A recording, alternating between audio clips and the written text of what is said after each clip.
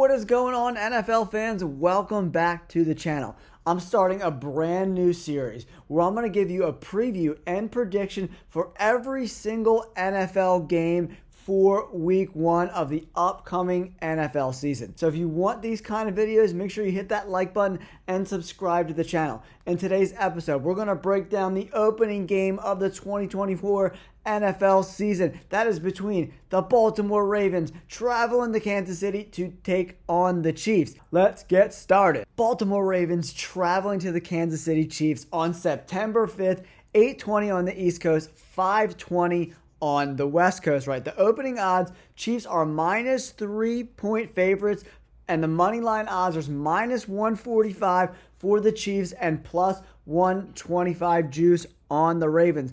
The Chiefs are playing at home in this game, so we're going to start with them first. We're going to look at the Chiefs. We're going to look at their offseason. We're going to look at their draft picks, and then we're going to compare offense and defense on both teams and see where each one of these teams have their advantages, and then I'll give you my final prediction on who I think is going to win this game. All right, let's get into it. All right, my fellow football degenerates, if you're watching these previews this early in June, I love you for that because you like football just as much as I do. So let's get into the Chiefs, right? 11-6 last year. They won the AFC West. 15th in points scored, 2nd in points allowed. That Chiefs defense, I think, surprised a lot of people last year. They were extremely, extremely talented. And if it wasn't for that defense, I don't even know if the Chiefs make the playoffs. That's how great this defense was. And the offense really struggled the first half of the year to kind of find their footing. At the end of the year, PFF graded them 11th overall, 12th on offense, 15th on defense, and then 4th on special teams. All right, first, I want to take a look at their draft picks, right? They had an okay draft. Xavier Worthy, number 1. They traded up for, he was decent at Texas. He wasn't my favorite player in this draft at the wide receiver position, not even close. He wasn't even in my top 10. He's got top line speed, but contested catch rate, 23.8% is the bottom of the draft pick, man. Not very good at all. 72 receiving grade. Drop rate over 6%. Another grade I didn't really like. And graded against man coverage 66. That's kind of middle of the road, guys. He played in 14 games this year, almost 500 snaps, 75 receptions, over 1,000 yards, only 5 touchdowns. And another thing I didn't like about Xavier Worthy, guys, he regressed every single year in college. 12 tutties to 8 tutties to 5 tutties. I want to see a player getting better as they're getting older, not getting worse. 6'1", 170 pounds, and I think they're kind of giving him a little juice there. He's more probably like 165 pounds. He's really thin. Unless this guy is Deshaun Jackson, I don't love this draft pick at all whatsoever. The rest of their draft, Kingsley Suamataia from BYU, another pick I didn't necessarily love.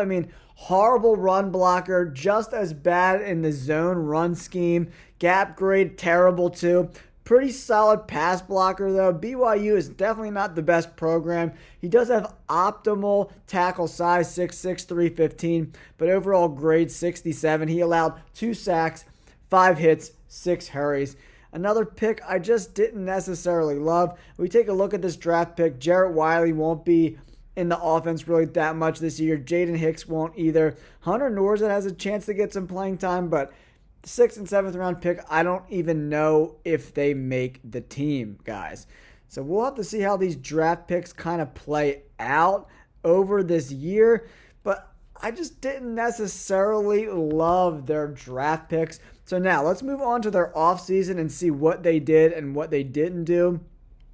They lost Willie Gay, the linebacker, which is a huge loss in my opinion. And Mike Edwards, the safety, also left. Not huge free agents. PFF ranked them 105 and 150 respectively. But they resigned Chris Jones to that monster freaking deal, man.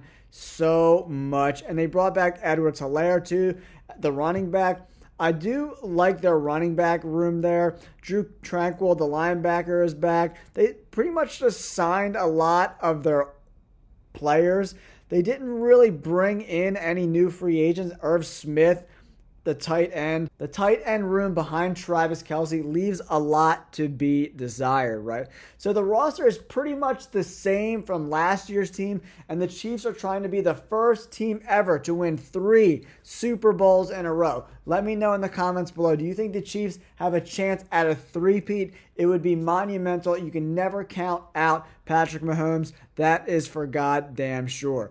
All right, now let's move on to the Baltimore Ravens. 13-4 last year, man. They were absolutely incredible in the regular season. 4th ranked in points scored, 483, almost a 500 burger. Holy crap, man. Points allowed, only 280. This team on paper is better than the Chiefs, in my opinion. I think they're better offensively, and they're probably about equal defensively, in my opinion. Overall, 3rd ranked by PFF, 5th ranked offense, 3rd ranked defense. Special teams, you can see some improvement there for sure. All right, let's take a look at what they did this offseason, what free agents they brought in, what free agents they let walk. They let Odell Beckham Jr. walk. He signed with Miami. So in my opinion, that's not a huge loss. He wasn't super productive there last year. But they did bring in Derrick Henry, man. 2-year deal. I think it's a good deal because running backs in their 30s, you never know what you're going to get. How productive is he going to be? I think he's got some juice still left in the tank, man. The Titans' offensive line was absolute trash last year, and he still had a decent year running behind a horrible offensive line. Derrick Henry, solid pickup, 32 ranked by PFF. He'll be 30 when the season starts. He signed for year 30 and 31. They brought in Josh Jones, the tackle. They brought in Justin Madubuike, interior defensive lineman, and Kyle Van Noy, the edge defender, is a pretty solid player in my opinion. They lost DeVenry. Geno Stone was a pretty big loss at the safety position in my opinion. Gus Edwards, J.K. Dobbins. But letting those guys walk, I'm not super concerned about that. Derrick Henry's going to be on the field pretty much the whole game in my opinion. Jadeveon Clowney, him moving on, pretty big loss. I think Clowney's a pretty good player. John Simpson, Kevin Zittler, that was a huge loss in my opinion. Patrick Queen, a lot of free agents walked, a lot of top free agents, man. But they had a really, really good draft to kind of make up for that. In my opinion, especially drafting so late in the draft, the Ravens had one of the best drafts in the entire draft class. They got Nate Wiggins, a little undersized corner, but he's a really good player. He was a top 3 corner in this draft, in my opinion. 82 overall grade, 2 picks, 83 coverage grade, zone defender, good man defender, run defense pretty solid as well. I mean, he's as good as it gets at the cornerback position. He's a little light. It says 185. I think at the combine he was like 175. He's a little skinny. I want to see him put on a little bit of weight for sure. But then Roger Rosengartner, very unheralded guy at Washington. He was one of Mel Kiper's favorite offensive linemen in the draft class. He fell to them in the 2nd round. 6'6", 300 pounds, absolute beast mode. 71 grade this year, was really good, and was an 80 grade in 2022. Solid pass block grade. Another guy who needs to work on his run blocking game. Run block, zone block, and gap grade's not very good, but his pass block grade is excellent. He didn't allow 1 sack his entire career in college, which is pretty unbelievable considering he played almost 2,000 snaps. Very, very impressive. I like Idris Isaac. He was one of my favorite players too, who fell in the draft process. He didn't have a super productive year at Penn State, but he's got all the skills to be an elite edge defender. I like Devontae Walker from North Carolina, who played with Drake May. He was his number 1 target throughout last season. And then TJ Tampa in the 4th round is an absolute steal. They also drafted another running back, which I really like, a backup quarterback in the 6th round, a center in the 7th round, and a safety, Kane from Purdue. This draft, unbelievable. The first 5 picks, great picks. Wiggins, Rosengartner, Isaac, Walker, and TJ Tampa. Whew, that's a serious draft haul in my opinion. All right, NFL fans, let's get into the X's and O's of this game. We have 2 really, really good defenses. Top 5 defenses for the Chiefs and the Ravens. It's going to be a really interesting game to see how these offenses kind of adjust to these great defenses, right? And these little squares are the PFF grades. Excellent corners. A little bit of suspect on the D-line, minus Jones. Okay, defensive line. Middle linebacker Bolton, definitely not the best ever. Safety position definitely needs some upgrades too. Not awesome. But the defensive line and the corners are really, really good. So that kind of makes up for the lack of talent at the linebacker and safety position. If we look at this offense for the Ravens, man, I don't know why it still has Mitchell here. He is not going to be the starter at all whatsoever. Derrick Henry is going to be the guy for the Ravens 100%. We got Flowers on the outside. We got Andrews at the tight end position. Very, very, very solid. And some of these draft picks are going to definitely play for this team. I really think that this offensive line is going to be a little bit better than they were last year. Another year together. Pretty solid offensive line, right? So who has the advantage here? I'm probably going to say the Chiefs defense. We'll have to see. Can they stop Chris Jones and the pass rush getting to Lamar Jackson like they did in the AFC Championship game? They really stymied Lamar Jackson. They had a great game plan and really kept him under control. They didn't really do a lot. We'll have to see if Walker is going to kind of step in and play at the wide receiver position. Are they going to establish the run? It'll be really interesting to see how that plays out. Now, let's compare the Ravens defense to the Chiefs offense. I definitely think that Wiggins has the potential to start day one. We're going to go in the nickel because I think it's going to be more of a nickel defense rather than base against this Chiefs team. But Rashee Rice is looking at a suspension and some speeding craziness that caused a bunch of accidents. He's probably going to get suspended, so he won't be playing at all. So it looks like rookie wide receiver Worthy and then Brown and Kelsey. But I have a huge concern for the Chiefs at the tackle position. Morris and Taylor are bottom of the barrel offensive tackles. The interior line I really like, but man, their tackles are terrible, man. Pacheco is one of my favorite running backs in the NFL. He runs gritty, he runs nasty, he runs hard. I think they're going to want to try to establish the run and do some play action off the run in this game. But god damn, look at this Ravens defense, guys. I just want to zoom in. You got Raekwon Smith. Hamilton's probably the best safety in the NFL. You got Van Noy.